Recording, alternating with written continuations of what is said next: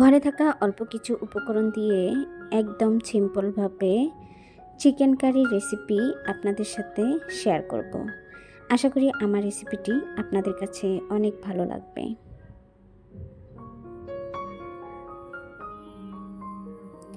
আমি রুনাস ব্লগ চ্যানেলে ওয়েলকাম জানিয়ে শুরু করছি আজকের ভিডিও। আসসালামু আলাইকুম এভরিওয়ান, কেমন আছেন সবাই? আই হোপ সবাই অনেক ভালো আছেন। আমিও আপনাদের দোয়া আর আল্লাহ পাকের অশেষ রহমতে আমার পরিবার নিয়ে অনেক ভালো আছি। প্রথমে আমি এখানে 8 পিস লেগ পিস নিয়েছি। এটা আমি ভালোভাবে ধুয়ে পরিষ্কার করে নিয়েছি।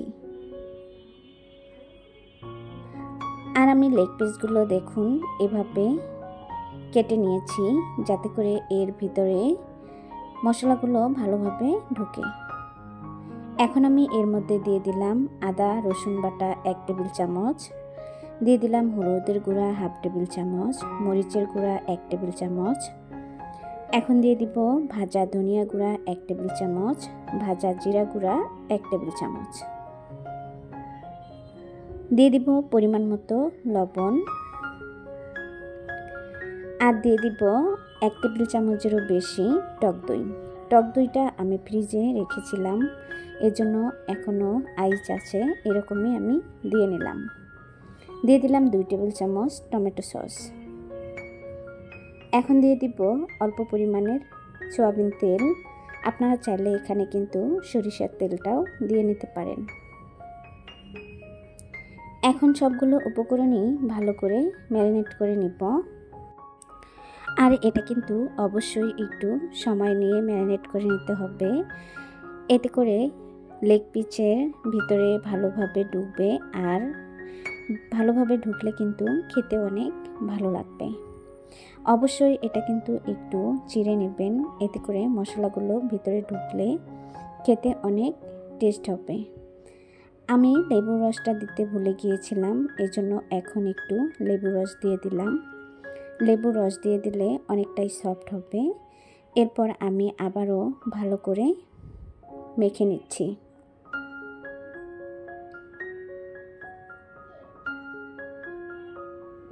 এই যে দেখুন, আমার কিন্তু মেখে নেওয়া শেষ।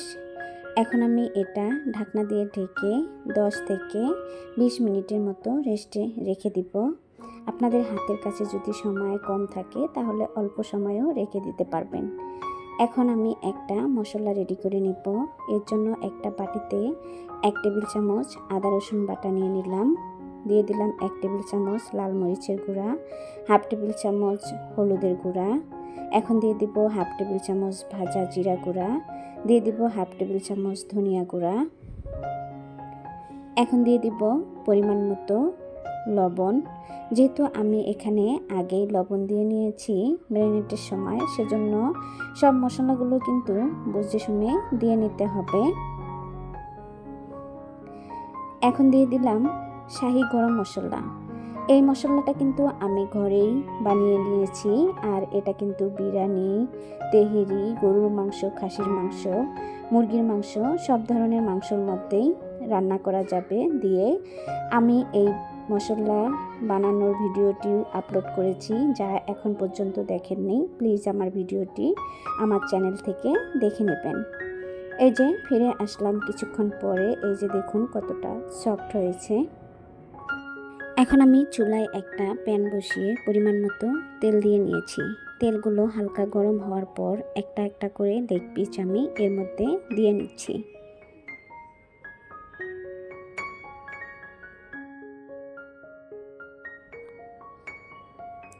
আমার সবগুলো লেগ পিসই দিয়ে নেওয়া শেষ, আর আমি একবারেই সবগুলো লেগ পিসই ভেজে নিব।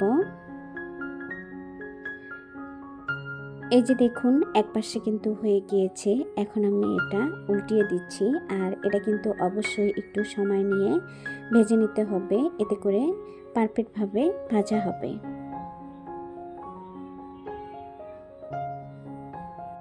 লেগ পিসই আমি একটা একটা করে উল্টিয়ে দিচ্ছি, আর প্রায় উল্টিয়ে দেওয়াই শেষ।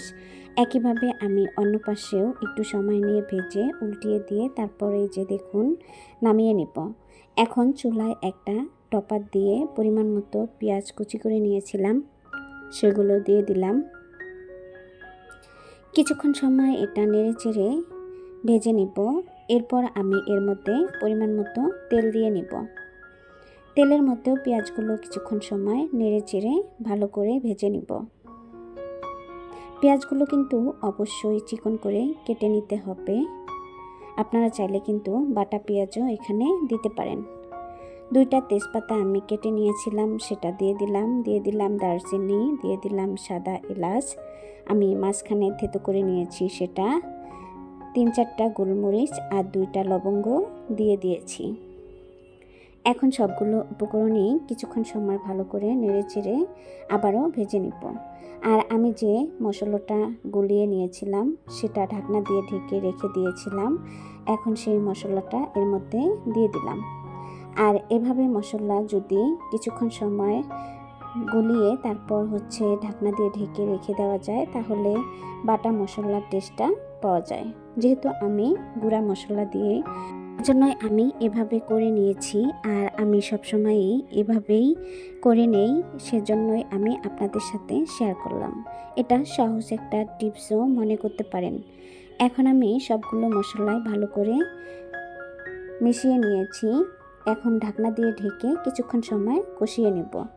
আর মশলা যতটা পারফেক্টভাবে কষিয়ে নেবেন, রান্নাটা কিন্তু ততটাই টেস্ট হবে। আমার মশলাগুলো কষানো শেষ। এখন আমি সবগুলো লেগ পিস এর মধ্যে একটা একটা করে দিয়ে দিব। খুবই সহজভাবে অল্প কিছু উপকরণ দিয়ে আমি কিন্তু আজকে চিকেন কারিটা আপনাদের সাথে শেয়ার করছি। আশা করি আমার এই সহজ রেসিপিটি আপনাদের কাছে অনেক ভালো লাগবে। রেসিপি ভালো লাগলে লাইক দিয়ে পুরো ভিডিওটি দেখে নেবেন, আর কমেন্টের মাধ্যমে আপনাদের মূল্যবান মতামত জানাবেন। এখন ঢাকনা দিয়ে ঢেকে কিছুক্ষণ সময় রান্না করে নিয়েছি। দেখুন পানিটা কিন্তু কমে গিয়েছে। এই যে দেখুন কতটা ঘন হয়েছে আর কতটা উপর দিয়ে তেল ছেড়ে দিয়েছে। আশা করি আপনারা দেখেই বুঝতে পারছেন। আবারও কিছুক্ষণ সময় নেড়ে চেড়ে আমি ঢাকনা দিয়ে আরেকটু সময় রান্না করে নেব। যেহেতু আমি লেগ পিসগুলো একটু ভেজে নিয়েছি, সেজন্য কিন্তু রান্না করতে তেমন সময় লাগবে না। এই যে দেখুন ফিরে আসলাম কিছুক্ষণ পরে।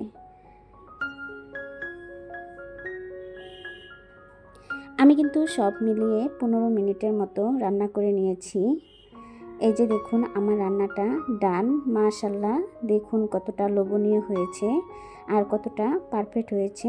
আশা করি দেখেই বুঝতে পারছেন। আমি এখন এটা নামিয়ে নেব। আর হ্যাঁ বন্ধুরা, এ পর্যন্ত এসেও যারা আমার ভিডিওতে একটা লাইক দেন নাই, প্লিজ একটা লাইক দিয়ে দিবেন। আর আপনারা যদি আমার চ্যানেলটি সাবস্ক্রাইব করে না থাকেন, প্লিজ চ্যানেলটি সাবস্ক্রাইব করে দিবেন। পাশে থাকা বেল আইকনটি অন করে রাখবেন, যে কোনো সময় সুযোগ বুঝে আমার ভিডিওটি দেখে নিতে পারবেন। এই যে আমি একটা পার্টিতে পরিবেশন করে নিয়েছি। দেশ বা দেশের বাইরে যে সকল ভাইয়া আপুরা আমার ভিডিওটি দেখছেন, সবাইকে অসংখ্য ধন্যবাদ। আমার ভিডিওতে কোনো রকম ভুল থাকলে সেটা ক্ষমার দৃষ্টিতে দেখবেন। আজ এ পর্যন্ত, আবারও কথা হবে অন্য কোনো ভিডিওতে। এ পর্যন্ত ভালো থাকবেন, সুস্থ থাকবেন। আল্লাহ হাফেজ।